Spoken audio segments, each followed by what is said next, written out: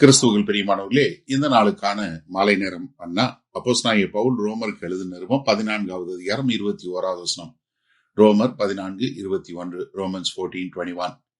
மாம்சம் புசிக்கிறதும் மதுபானம் பண்ணுகிறதும் மற்ற எதையாகிலும் செய்கிறதும் உன் சகோதரன் இடறுகிறதற்காவது தவறுகிறதற்காவது பலவீனப்படுகிறதற்காவது ஏதுவாயிருந்தால் அவைகளில் ஒன்றையும் செய்யாமல் இருப்பதே நன்மையாய் இருக்கும். அப்போஸ்தலனாகிய பவுல் ரொம்ப அழகா சுயமாக நான் எப்படி எனக்கு நானே ஒரு தடையை கொண்டு வருவது, எது நான் எப்படி எனக்குள்ள கொண்டு வருது, அதாவது மாம்சம் புசிக்கிறது, மதுபானம் குடிக்கிறது. ஏன்னா இன்னைக்கு ரொம்ப வரக்கூடிய ஒரு காரியம். அன்றைக்கு ரெண்டு பெரிய காரியம் என்ன, மாம்சங்கிறது என்ன, மற்ற தெய்வங்களுக்கு படைக்கப்பட்டது. அது மாத்திரமல்ல, யூதர்களுக்கு என்ன சாப்பிடணும் என்ன சாப்பிடக்கூடாது சொல்லப்பட்டது. மதுபானம் ஏன்னா அது எப்பவுமே அந்நிய தெய்வங்களுக்கு படைக்கக்கூடிய காரியம். அது மாத்திரமல்ல, அது அவங்க கொண்டாடக்கூடிய அதனால வரக்கூடிய ஒரு தவறுதலான உபயோகம். இது ரெண்டுமே என்ன பண்ணுது, ஆதி திருச்சபையில ரொம்ப ஒரு கடினமான காரியமா இருந்தது. அதனால இங்க பவுல் என்ன சொல்றாரு, உன்னுடைய சுதந்திரம் உன்னுடைய சகோதரனுக்கு எதிராக வந்துச்சுன்னா அதை என்ன பண்ணு, நீயே சுயமாக அதை விட்டு கொடுத்துரு, அன்பின் நிமித்தம்.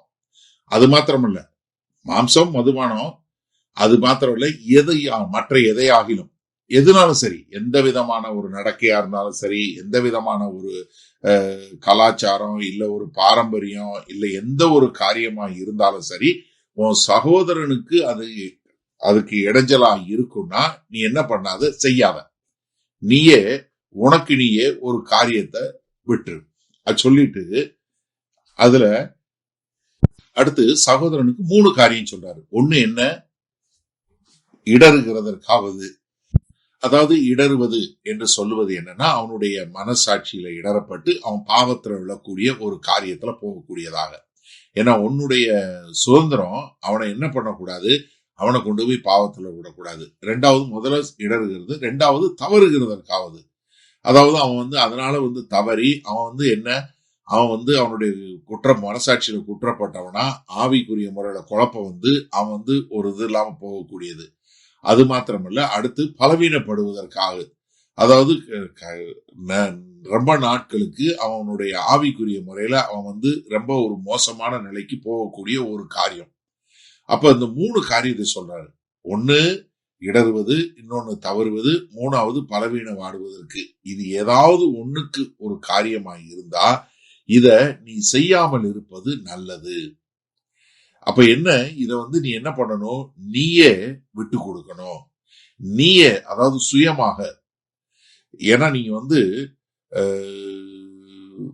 கிறிஸ்துவின் நாமத்தின் நிமித்தம் ஒரு சகோதரன் கெட்டு போகாம இருக்கிறதற்காக நீங்களே சுயமாக விட்டு கொடுக்கக்கூடிய ஒரு காரியத்துல இருக்க வேண்டும் என்று சொல்லக்கூடிய ஒரு காரியத்தை சொல்லி கொடுக்கிறார். சரி, இதனால இந்த வசனத்தை நம்ம எப்படி எடுத்துக்கொள்வது? நீங்க அவருடைய எண்ணத்தை புரிஞ்சு கொள்ளுங்க. முதல்ல இருந்து நீங்க யோசிச்சு பாருங்க. நீங்க எல்லாம் உங்களுக்கு சுதந்திரம் கொடுக்கப்பட்டிருக்கு. ஆனா அன்பின் மூலமா அதை நடத்தணும். உங்களுக்கு இது நல்ல உங்க சுதந்திரங்கிறது கர்த்தர் கொடுத்த ஒரு நல்ல இது. ஆனா அதை காட்டிலும் பெரிய ஒரு கிஃப்ட் என்ன, உங்க சகோதரன். அதாவது நீங்க நிறைய காரியங்களை உங்களால அனுபவிக்க முடியும். ஆனா உங்களுக்கு ஆண்டவர் கொடுத்த பெரிய ஒரு இது என்ன, கிறிஸ்தவ குடும்பம். அப்ப என்ன பண்ணக்கூடாது, நம்மளுடைய சுதந்திரம் மற்றவர்களுக்கு ஒரு தடையாக போய்விடவே கூடாது.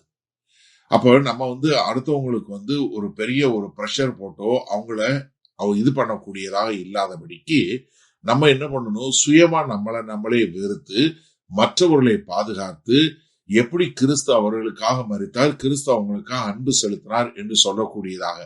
அப்ப எனக்கு அருமையானவர்கள், இன்றைக்கு இந்த செய்தியை கேட்டுக்கொண்டிருக்கிற நீங்க உங்களுக்கு என்ன வேணாலும் சாப்பிட்றதுக்கு என்ன வேணாலும் குடிக்கிறதுக்கு அதிகாரம் இருக்குங்கிறதுனால உங்களால நீங்க மற்றவர்களுக்கு தடை இல்லாம இருக்கிறீங்களா?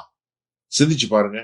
நிறைய என்கிட்ட கேள்வி கேட்கும்போது ஆல்கஹால் குடிக்கலாமா, ஏன்னா பைபிள்ல டைரக்டா நீ குடிக்காதன்னு போட்டிருக்கேன்.